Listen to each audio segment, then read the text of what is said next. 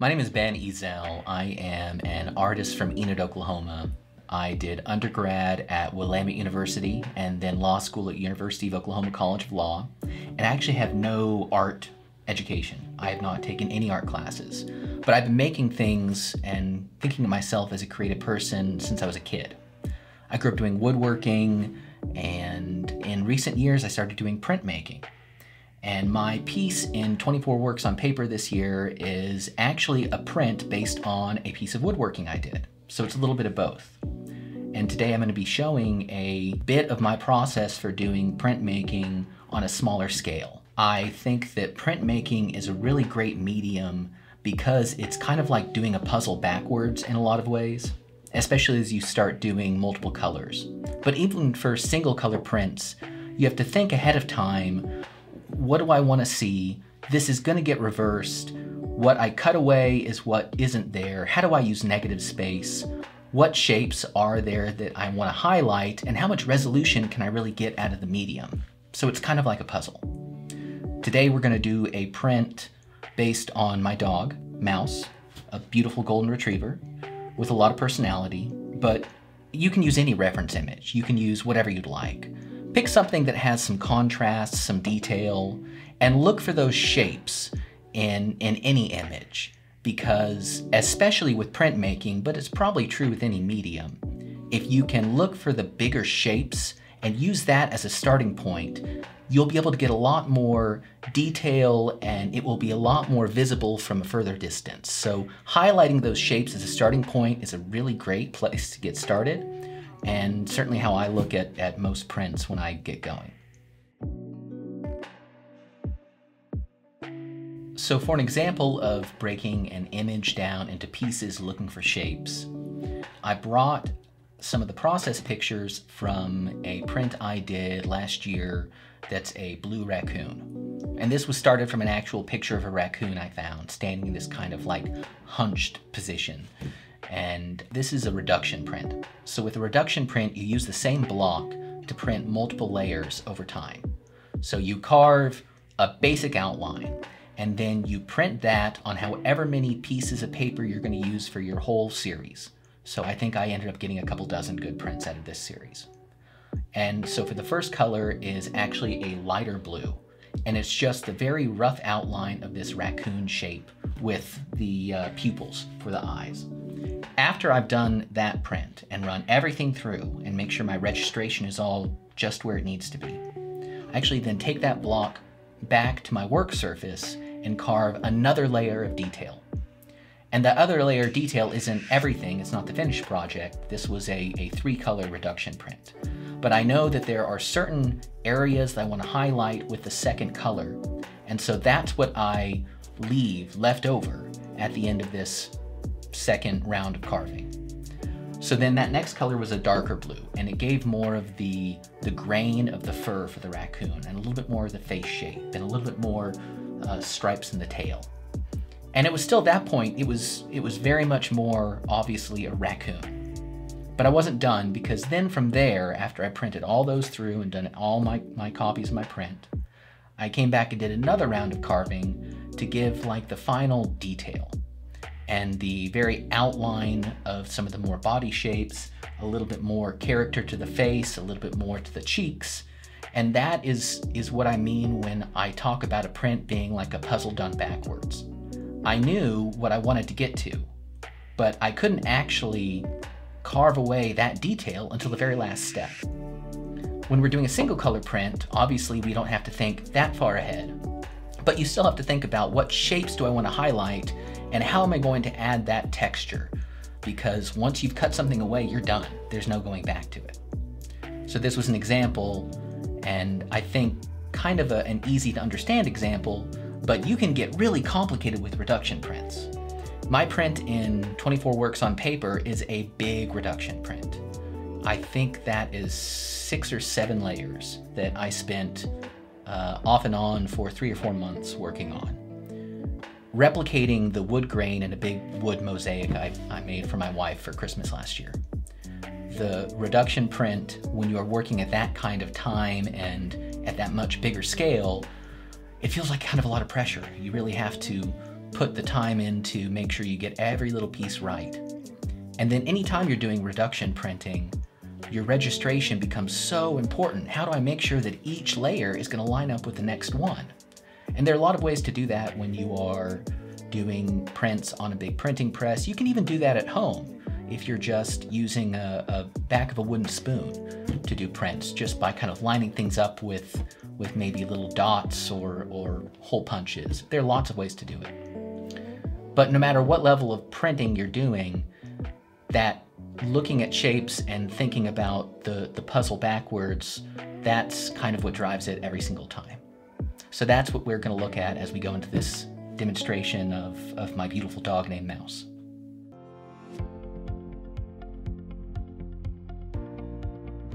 So for this lesson, we've kept the materials really pretty simple. The print medium that we're actually going to be cutting into, this is a product from Blick Art Supply. It's their Blick Blue Easy-To-Cut. You can use a lot of different materials. Speedball has something that's a little bit thicker and a little bit softer. This is actually, I think, based on a Jack Richardson product. And then there's always traditional linoleum, which has its own kind of satisfying, cutting motion. But I really like this stuff. It's really easy to use. You can even cut shapes out with scissors if you just want to avoid, carving away a bunch of waste. And it's also really cheap. So this is the material I like using, and we're going to use this today. When I'm doing printmaking, I use lots of different carvers. I'm a woodworker, and so some of them are actually designed for wood carving. Some of them are tools I've made, but the more common ones are these gouges. This is made by a company called File. And some of these are really beautiful, fine tipped tools, and they can get pretty expensive, but you can get a lot of detail out of them.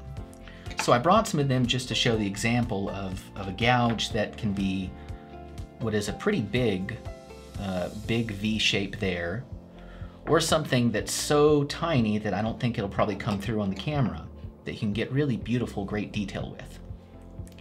But with printmaking, there's kind of no wrong way to do it. It's just whatever works. And so especially when you're learning, tools that might be a little more affordable are great. So this is a standard Speedball brand set of carving tools, and you get a handle and 5 of these little gouges of different shapes. Blick, where this material came from, makes a version of this that I think is basically identical and a little bit cheaper. So if you're buying a bunch for a classroom, that might be worth looking at. But these are various shapes of either V shapes or U shapes, or even kind of a straight cutter. What we're going to be using most of, because it's what I'm used to, is the smallest V-shaped gouge. It has a number on the back of it. It'll say number 1, but there's really no wrong answer. I'm going to set the rest of those blades out of the way because all of this is sharp. And so you want to be really careful whenever you're using it, not just when you're actually using the tool, but when you set it down, that you don't set it down tip first and either dull the tool or take a big chunk out of your desk or whatever you're working on. So just be aware of that. The other thing that I think is really important for any process like this is work holding. And work holding is this term that gets used a lot, especially with woodworking or metalworking or lots of things, that making sure it stays where you want it to stay. And I've tried a lot of different things with this material to keep it from sliding around on me. And a lot of people will simply hold their material down here, use one hand to keep it in place, and then use another hand to cut. But I kind of like steering with both hands. So this stuff is fantastic. This is a double-sided masking tape. That's really all it is. The brand is Shurtape, but there are lots of different brands. And it's just masking tape. So anytime I'm doing any kind of printmaking, you always want to cut away from yourself. And I've got a big turntable rig at home, but when I've done this or shown people how to do it, you can just stick a piece of this double-sided masking tape back here, just stick it on the back, peel off the backer, and then just, put it down your work surface. And then when you need to move it, just peel it up and flip it around. And eventually, as this isn't the cleanest table, it's already kind of getting some stuff on it, but that's okay. It's just masking tape. It's cheap, it's easy, and it ensures that it's basically going to stay where you want it. So I encourage everybody, anybody doing this kind of work, don't rely on yourself to hold it, because the temptation to start getting a little bit lazy with that and maybe even cutting towards you, it's not worth it. So let's just stay safe that way. The other tools that I brought today are just pencils and a pair of scissors, and then some ink pads. When I print my own big prints, I use a rubber-based printing ink. It's great in terms of resolution and can be really pretty, but it's a kind of a nightmare to work with. These big ink pads for stuff like this are fantastic. It's just an ink pad. So instead of treating this like a print and using a big printing press, we can basically treat it like a big stamp. So when it's time to print, we can even flip the whole ink pad over, get some ink on there, put a piece of paper over it, and you don't even need anything fancy to get your impression.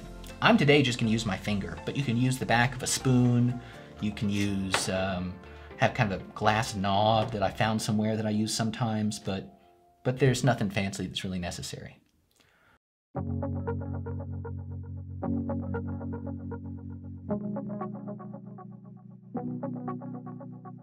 Now we're going to start talking about what we'll actually print. So this is a picture of my dog Mouse, who's a 90-pound golden retriever. He's a little less than a year and a half old, and he is full of personality.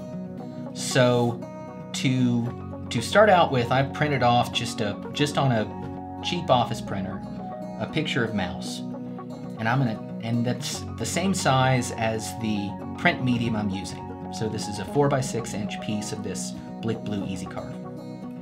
So I like this picture of Mouse because the background's going to be easy enough to ignore, and there's some nice personality there, and I also can see some shapes, because again, that finding the shapes makes everything more useful. So before I do anything, I'm going to take a pencil and just start kind of marking out what shapes we want to get onto the print medium. Keep in mind that whatever we do is going to show up backwards, and we're actually going to use this piece of paper to give us our rough outline for carving on the print medium. So I'm going to use this pencil and draw pretty dark, because we're going to use that pencil graphite line kind of rubbed off onto the print medium to give us our rough outline. It doesn't have to be perfect. We're gonna tweak it once we get it on there. But to start with, I'm just gonna outline Mouse here. His name is Mouse because there's a character in a book who has a giant dog named Mouse. It's a book that I've really enjoyed and my family's really enjoyed, and so when we got this guy and knew he'd be a big one, we thought, well, he looks like a mouse. So we're gonna outline his ear real roughly here. And there's his big mouth here, kind of the bottom of his chin.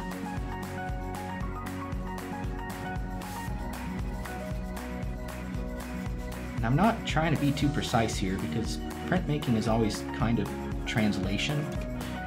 You're not going to get a literal picture of the image. You're doing just a version of what you're seeing.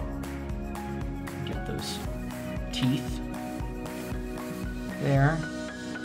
And anytime you're doing a person or an animal, anything with eyes, it's one of those eye placement is always really important and sometimes hard to guess at.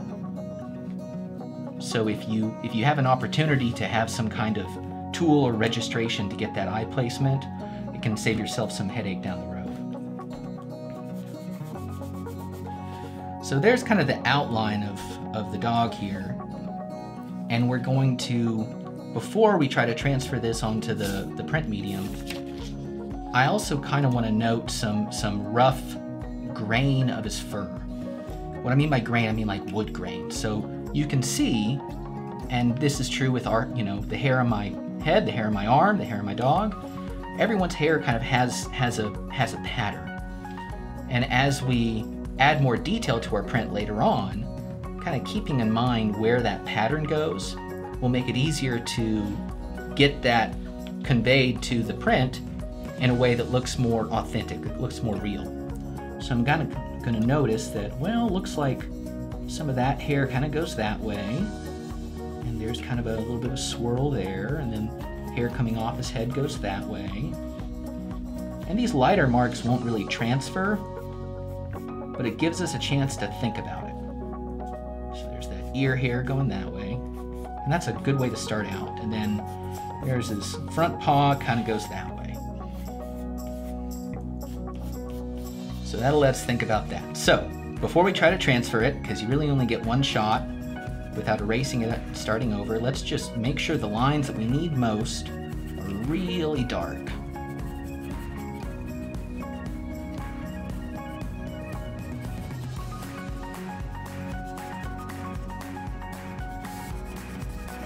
And this method of getting your pencil lines to transfer over, it'll work on anything. It'll work on whatever print block you use, or paper, or whatever. So, kind of have the rough outline there. So I'm going to take this paper, and this is why I did it the same size as the print block. Just going to flip it over, just like that. Kind of make sure it's lined up, and then keep it in place with one hand. The other hand, I'm just going to use my tip of my finger, and maybe if I know there's a really important detail, some fingernail.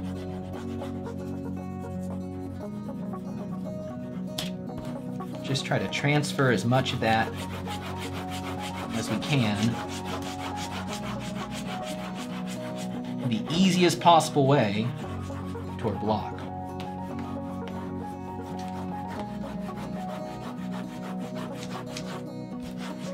For really complicated designs, I actually have a little projector mounted over my workspace way up, and I can project down the image and then come back to it later and turn it back on and see how close I got. But for something like this, this works just perfect.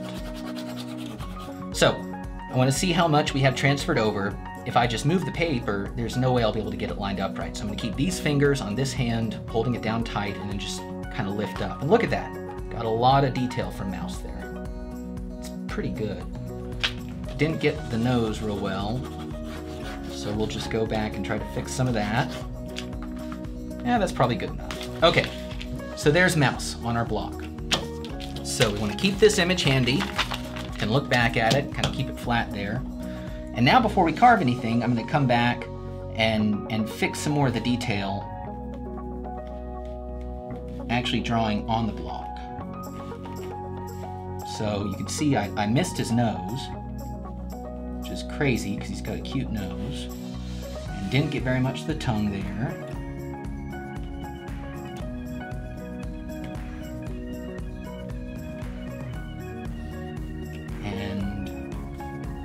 Otherwise, it's not too bad.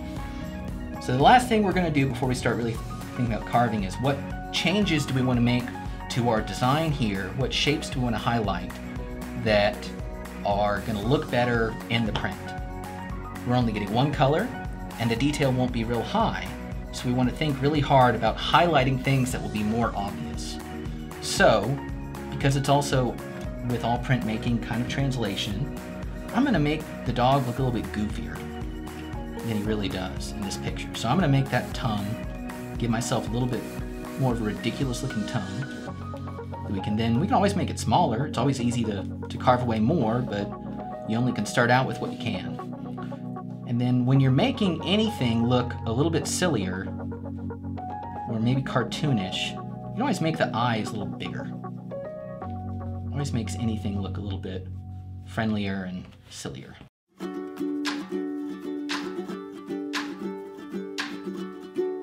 Now, we could start from here and start using our carving tools and carve away everything we don't want to print.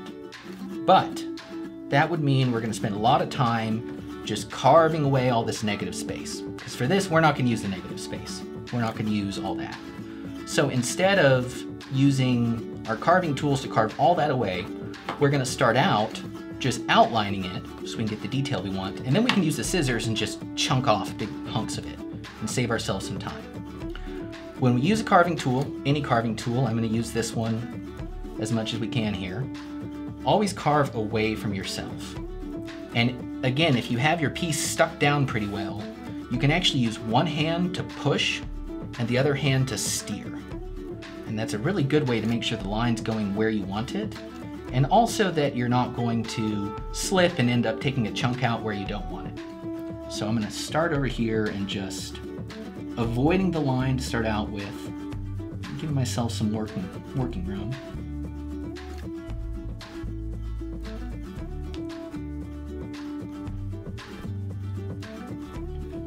And then I stop when I've had to turn into myself, and I'm going to come back this way.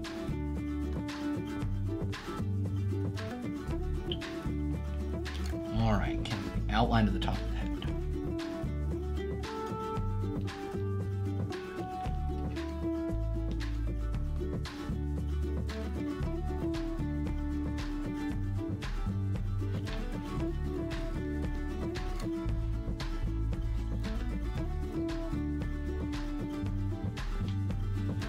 Okay, so now we have a rough outline of what we're going to want to keep around.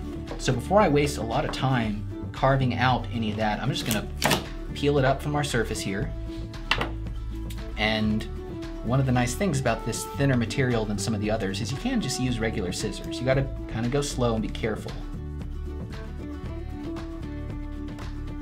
But now I don't have to worry about carving all that flat.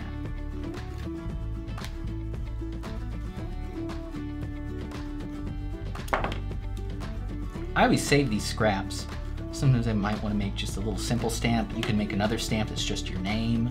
You could do that in a different color. You could even add some other detail in a different color that you don't have to get everything lined up. You just stamp everything one way and then use some of these scraps to make something else and stamp on top. So save your scraps if you can.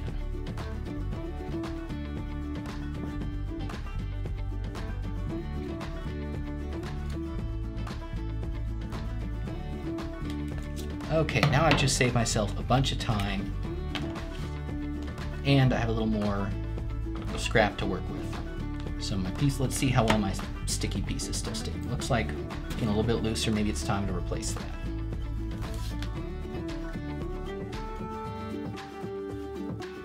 All right. Okay, so I'm gonna then start kind of refining the outline. Remember, we all want to be looking at what shapes we want.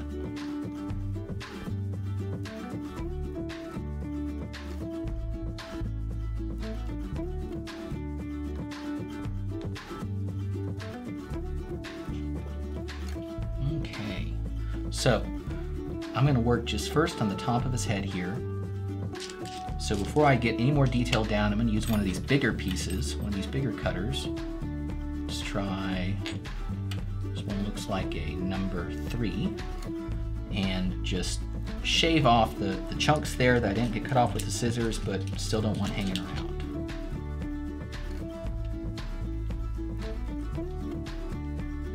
Printmaking is so much about the process and finding the way that works for you, but there's not a wrong way to do it. So if this makes sense to you, great. If something else makes sense, it's fine. There's no wrong way to do it.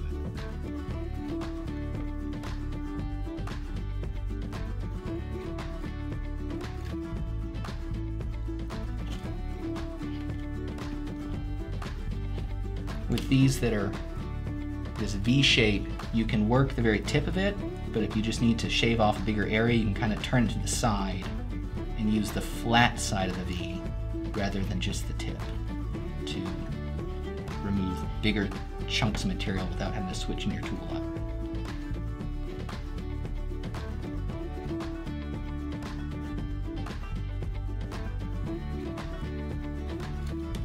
Okay, I want to work on this side of his face, so I'm going to lift my piece up and flip it around. So again, I'm always cutting away from myself.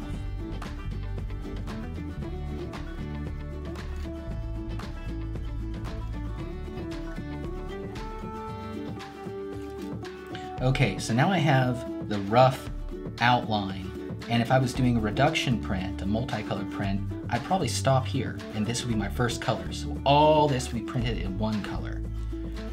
Since we're doing just a single color print, now I want to think about what interior outlines I want to show. So we'll worry about the stuff like the hair very last, but next we'll think about, well, we're going to want to have the ear outlined and the eye, and so I'm going to go through and carve away just outlines of shapes. We'll start with the ear. And some people do this differently, where you are either carving away the line or carving away what you want to keep. Whether you are going to have a print that is mostly color, and where you may only carve away your outline, and you're going to have a lot of ink. Or you may want a print that's mostly the color of the paper with just the color of the ink on top of it. This one's going to be a little bit in between because we're going to do some fun stuff with the hair. But to start out with, these lines that I've drawn here, showing the ear, I want to make sure that I'm saving that line. So I'm going to carve on this side of it, and then I'm going to come back and carve on this side of it to keep the line in place.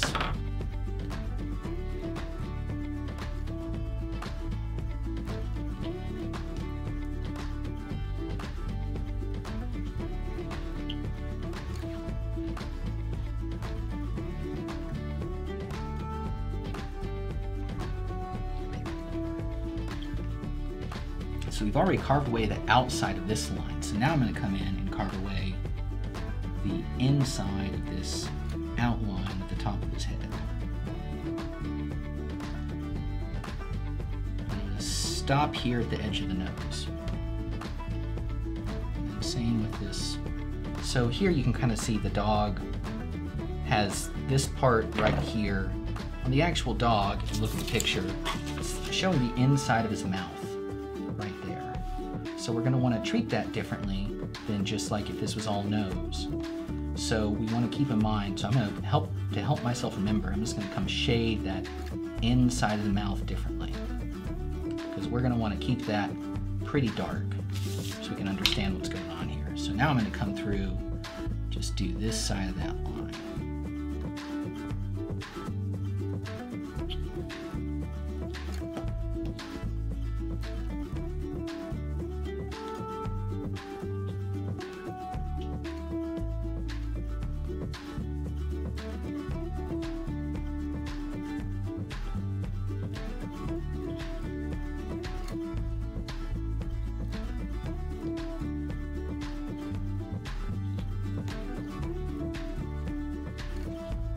Okay, so now I have the outline of part of the mouth. That looks like I need to get some more of the inside here.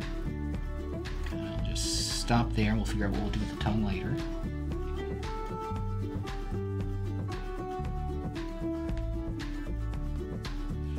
And then the last thing I want to just rough outline is the eye here. So we're going to, just using the smallest line we can, give that eye some definition. Remember, everywhere we're carving away is going to be the color of the paper, whatever paper you use. And everything that's left is where the ink will go. So we have a rough outline. We know that's going to be kind of the center of the eye right there, so I'm going to give it, it's nice to have a little bit of a white pupil with animals and people. It. And it's not perfect, and that's okay. There's no wrong way with this stuff. Okay, so now we're going to decide next. This is kind of the time to start thinking about some of the finer detail shapes we want to do, and then texture. So we have a rough outline of the tongue here, and there's what we know on the picture. He's got some teeth, and he's got some lips. So for the teeth, I want the teeth to be, the outline of the teeth and the shape of the teeth to be the white, like the paper, because we're going to use white paper here. So I'm just going to actually carve away all of what the teeth were. And I'm not being real consistent with the picture here. Just do it kind of feels right. Because this is just an interpretation of a dog.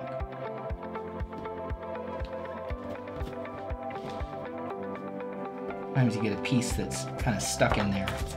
You don't want to use your carver and knock it out too much, and use a pencil to knock it loose. Just grab it and pull it loose. Okay, we got a nice big tooth up here that its tongue hangs out on.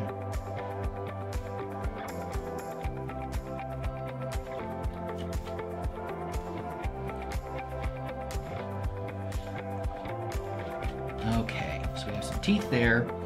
Let's do the lower lip. We're going to carve an outline there. We're going to use our teeth to kind of define that gum line, I guess. It's not really lips, the gums. And that's kind of going to also then define that line for that big, floppy, ridiculous dog tongue. So we're going to give it some definition too. And then in the picture, that tongue's a little bit smaller. We're going to leave it looking ridiculous in the print because that's just kind of what you get to do. Okay, so for the inside of this upper lip, we don't necessarily need to do a whole lot right now. That may be something we tweak after we do a little test print. So now, actually, my favorite part is that texture. We have a rough outline of a dog here, and this is all going to be a pretty quick and dirty print to start out with. But this is a great time to start playing with that grain we talked about. And those shapes in the grain that can give something a lot of, make it feel a little more real while still being kind of silly and cartoony. So those lines I sketched on actually came out pretty well. So now I'm going to take my carver and just start doing a bunch of thin lines that follow that grain we kind of shaped out.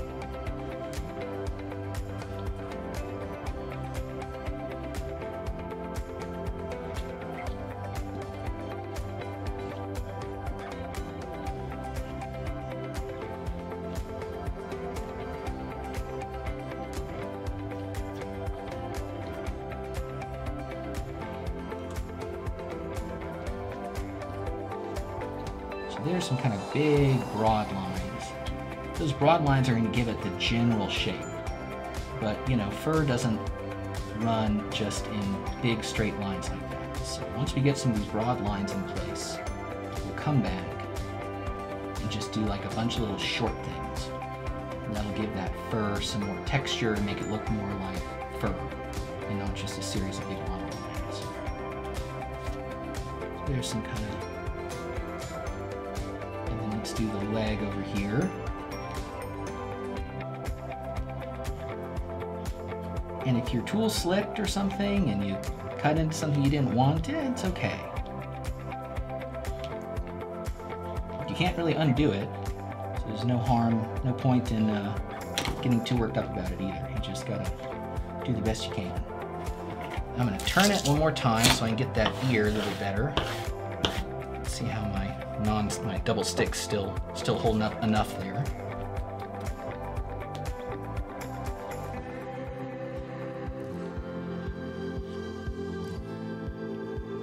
This is one of those where I really like being able to hold the piece down. It's kind of a weird angle, and I could turn the whole thing again. Or even though I'm right-handed and sometimes you have to use your left hand, if you have two hands, and so you've got one to steer and one to push, it kind of doesn't matter as much which is your dominant hand and which angle you're doing, as long as you go slow.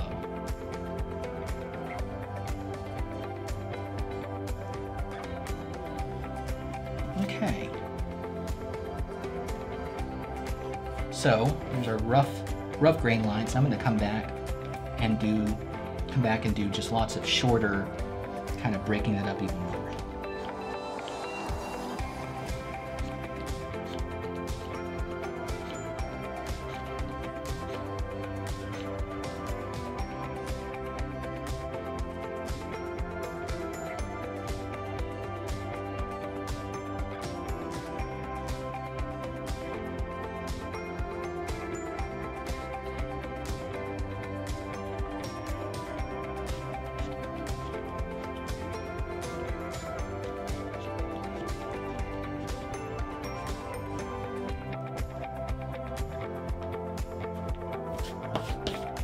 If you find you want to get like a really tight angle and it's a little bit harder to push the carver all the way through that angle, you can kind of walk it, like wiggle it back and forth. And you're actually taking a bunch of little tiny cuts that way, but you can get a little bit of a steeper angle. Sometimes that's really important and doesn't look any different there.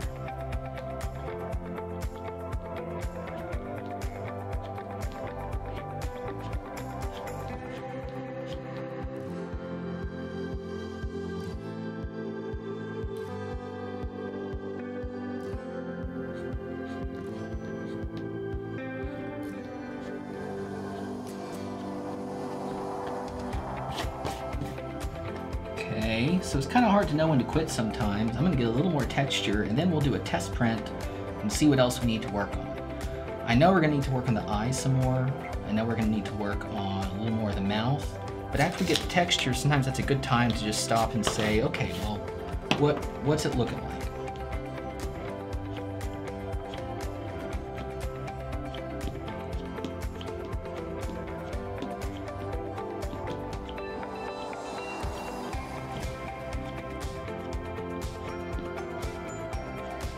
Actually, maybe one more thing before we do a test print.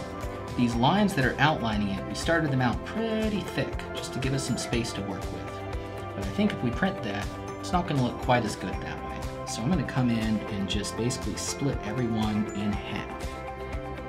And that's going to give it just a little more, I think, visual interest, and also blend it into the fur in a more usable way.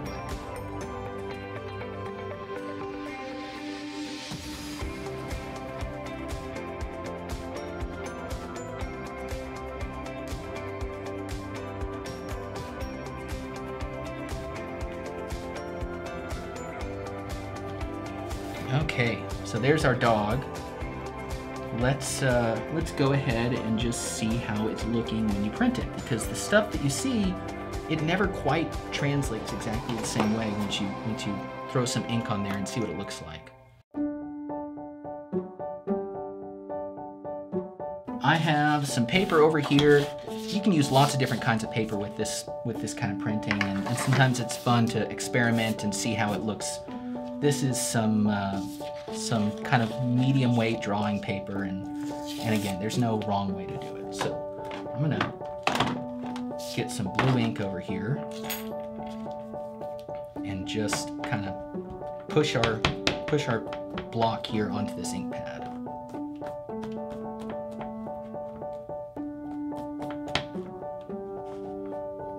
So we have some ink there.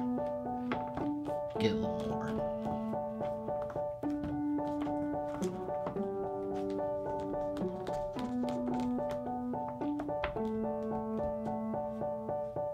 There we go.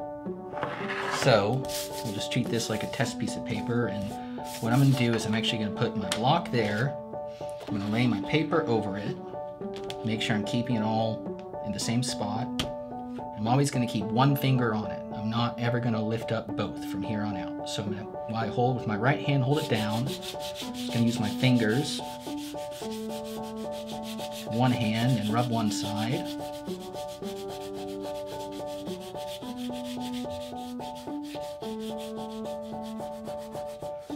And then as I start kind of run out of room here, I'm going to put this hand down, and then I can use the fingers on this side. But if you lift both up, the paper will scoot, and then you're just out of luck. You got to use a different piece of paper and re-ink it.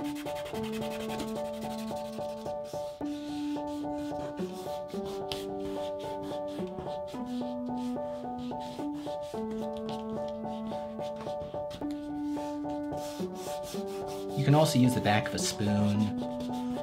A lot of people use that. I kind of like the tactile feel of knowing where I've got, of just using my hands. Okay, so now let's see.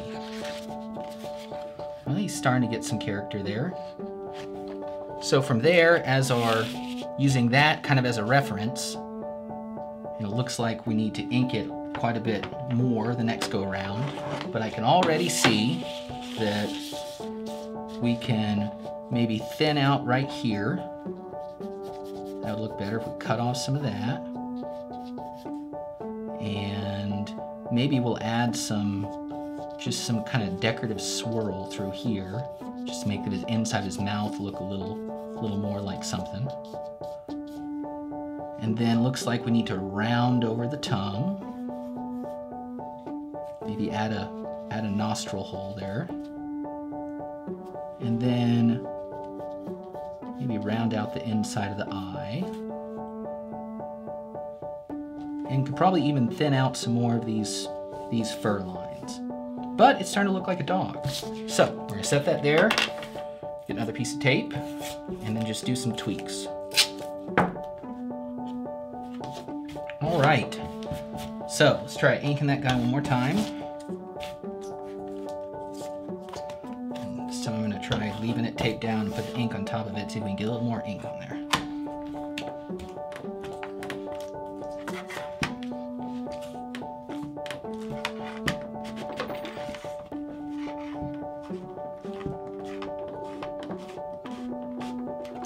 Okay, looks like we got a little more ink, that's good.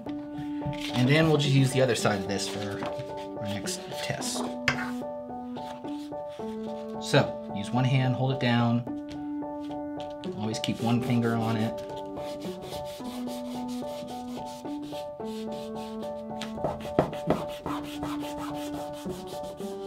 Okay, so let's see how we did. It's Mouse the dog. So now with printmaking, you also then have to kind of know when to stop. Because part of me wants to just go back through and spend the next like 4 hours tweaking every little bit of our dog. And you can do that, but sometimes there's also something kind of nice about just seeing this point where you have the outline, you have the idea, and sometimes you just have to know when to stop, and sometimes you just run out of time. I like doing really, really, really long, many hours put into really detailed prints. But there is something kind of nice about just, hey, look, it's a dog. So depending on how much time you have, you are welcome to do as much or little detail as you want in your print. There are no wrong answers. And you can also always come back and do a print and then take a pen or take a marker or take a pencil and add other detail you want onto it. So don't ever be hesitant to mix those media together. So that's our dog print. That's our quick and dirty print of Mouse the dog.